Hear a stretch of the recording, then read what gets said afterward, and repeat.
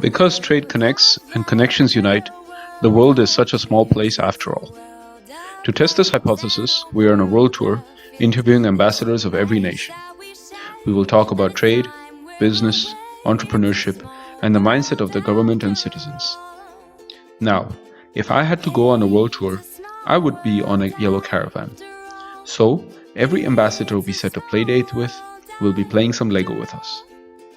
At Small World 1, the whole world will get together in a celebration of trade, connections, unity, business, and entrepreneurship. This will be symbolized by the yellow caravan we will all construct together. Welcome everybody. Today we're in the Embassy of the Netherlands, and it's a great honor and pleasure to be here.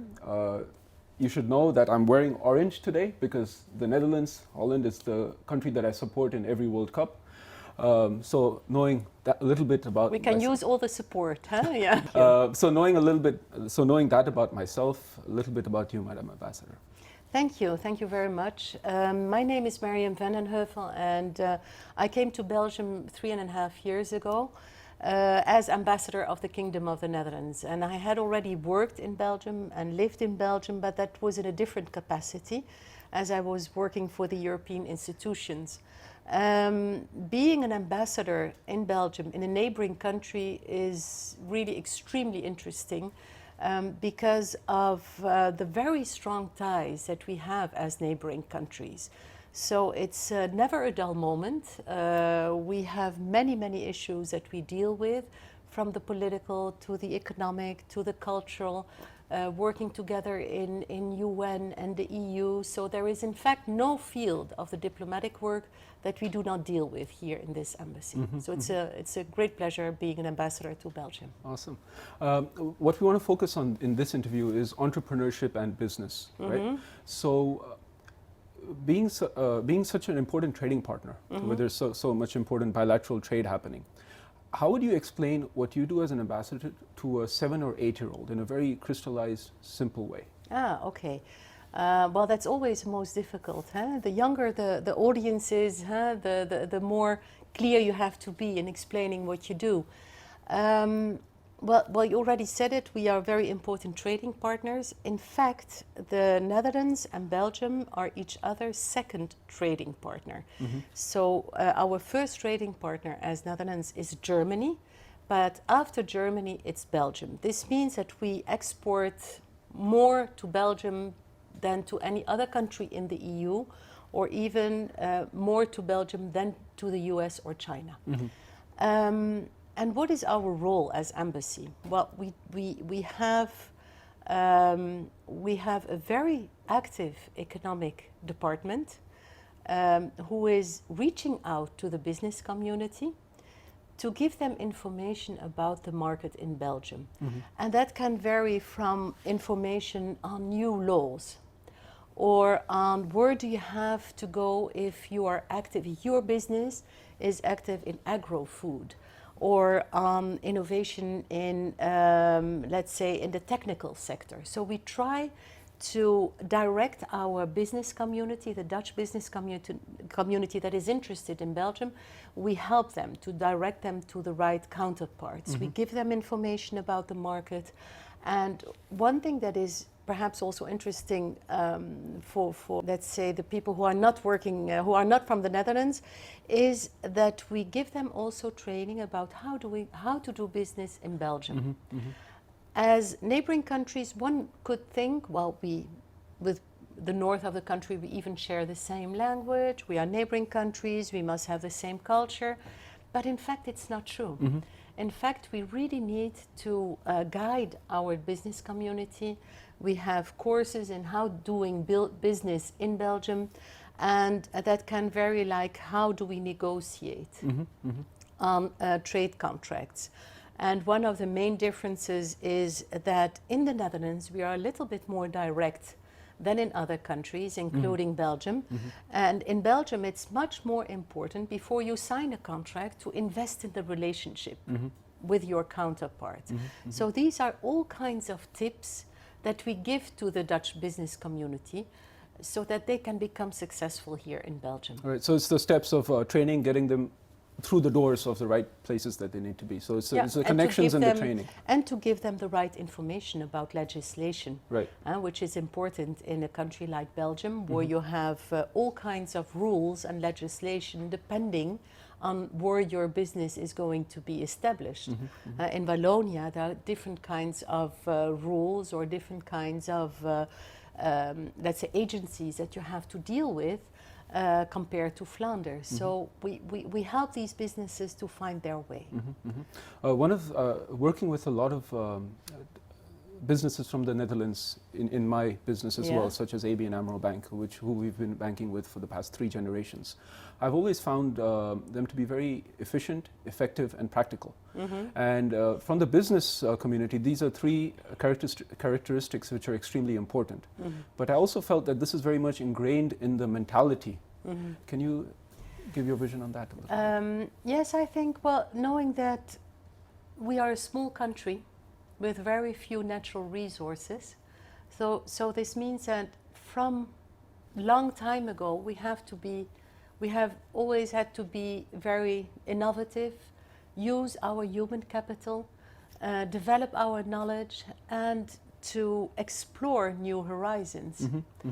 But I would say it's also an exploration in new kinds of businesses. Every challenge that we encounter as a country, like the sea level. I mean, Descartes said, Dieu créa la terre et les Hollandais la Hollande. So this means that we had the challenge of the sea, but we have turned that into something that, well, to master it, to be able to use it. Now with climate change, you see that lots of Dutch companies are now specializing in finding ways to save energy, new energy sources, to perform and to, let's say, to bring it to a next level. This is what we always try to do. And I think it has everything to do with the fact that we are a small country and that we really need to develop our human capital. And it's the brains of the people and the entrepreneurship that brings prosperity to our country and makes our business community. So, you know, if people go on the internet and want to do things through the internet, you can have 2 approaches. Like the shops can say, oh my God, you know, we won't sell anything anymore. Or our retail business reinvents itself and, you know, develops the e-commerce. And this is what has happened in the Netherlands. It went really sky high, and as the laws in the Netherlands are much more flexible than they are in Belgium, all the e-commerce in Belgium is in Dutch hands. Bol.com, Coolblue, all these companies are in fact have been developed by Dutch companies. Absolutely, and the big thing with e-commerce is the last mile delivery, and for that you need extremely efficient and efficient systems. And the Dutch always have a background of having efficiency in all of their business models.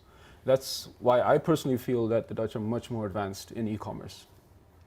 Yes, and the flexibility of the labor market as well. You know, if you can drive in the middle of the night and there are no laws that prevent that, then you can set up a business model that makes that possible as well. And it's also the flexibility in the labor models that is the main reason why a lot of Belgian food and beverage companies are also expanding into the Netherlands rather than expanding more in Belgium. Yeah. Yeah, no, that's true. And in terms of economic trade, what I find always interesting is that how trade works. Like, for instance, you have the Dutch potatoes that come from the Netherlands. Then they go to Belgium, to Flanders, where they are washed and peeled and cut. Then they go to the Netherlands, where they are processed with something else. And they go back to Belgium, where they are put in plastic bags. Then they go to the Netherlands, where they are shipped to other destinies. And every time a product goes from one company to another and crosses a border, there is added value. And this is what makes the economy grow. Because this trade between neighbors is extremely important to create a turnover and to create more added value. Yeah. Yeah, I mean, neighbors are extremely important in all facets of life, Yeah. even in your personal life, right? Personally, you'd be a lot happier if your neighbor is someone that you can get along with or Yeah, work yeah, with yeah, and yeah. trust. And these are important characteristics that are very important between the Belgian and the relationship of the And even in Netherlands. terms of our harbors, with Rotterdam and Antwerp, where we say, it's good that we are competitors, because competitors keep each other sharp. You cannot just look away and do not address problems. Because you have a competitor, you need to do your business as good as possible. At the same time, the fact that they are so close to each other, viewed from China or from other part of the world, it becomes a very interesting delta of logistics, where ships can go, but where trains exist to bring the products further. So this logistic hub is extremely important. And even the cooperation, because of the the gas pipes Yes. that are Yeah. built. I mean, Yeah. it's cooperation between pure competitors, which is also, Yeah. I think, that's another lesson that businesses can learn from governments, that sometimes you have to cooperate with your biggest competitor. Yeah, absolutely. And this is what we tell the ports as well. It's extremely important that, for instance, for new regulation that comes from Brussels, if you have certain regulation that you want to avoid or other regulation that you would like to encourage, you can work together in lobbying, in convincing the lawmakers to adopt legislation that is good for your business. Turn well. A small country, but one with big horizons. The reason is the R&D that comes out of there, and then the actual implementation in the business cases is quite phenomenal as well. Yeah, well, what we have done also for many years is the triple helix. So we have the business community, so the private sector, but also the public sector, government, and academia working together. Because what you want to do is to bring the added value together, so to gain the best results, to achieve the best results. And in these kind of projects, you can really achieve very good results. To give you an example, close to Eindhoven, that is where the company Philips has its base, of course. We have the Holst Center. And the Holst Center is really working on top-notch innovation in the technical field, energy,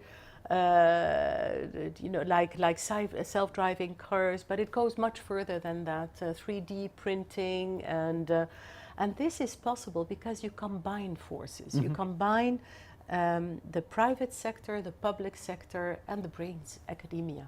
And everyone brings their best to the table. Yeah.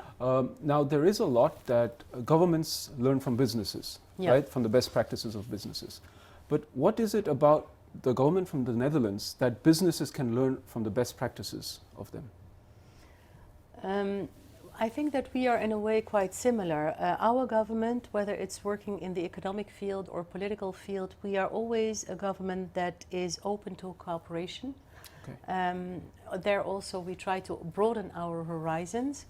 For us it's extremely important to invest in relationship, whether it's in other countries or with international organizations, because the moment you don't do that and you hide behind only in your own country, the opportunities to develop and opportunities to create new things become less. So our government has always let's say the essence of our foreign policy, but also of our policy in terms of infrastructure, the harbors. It has always been directed towards cooperation and exploring new horizons. And there I think you can say that our government and our businesses go hand in hand in that. So we are quite alike, I would say. Yeah. So from hand in hand to government and businesses, hand in hand to Lego, please. Ah, yes. So we've got the next stage ready, and if I can ask you to... Sure, of course. So what are we building here? We're building a caravan. Ah, okay. Because the idea is if I had to take a trip around the world, this would be the ideal vehicle that I'd take that trip around the world in. Okay, this is my small contribution to a greater project, and I hope that the people who will be interviewed after me will also contribute to this. Thank you. Fantastic. Thank you Thank very you much. very madam. much.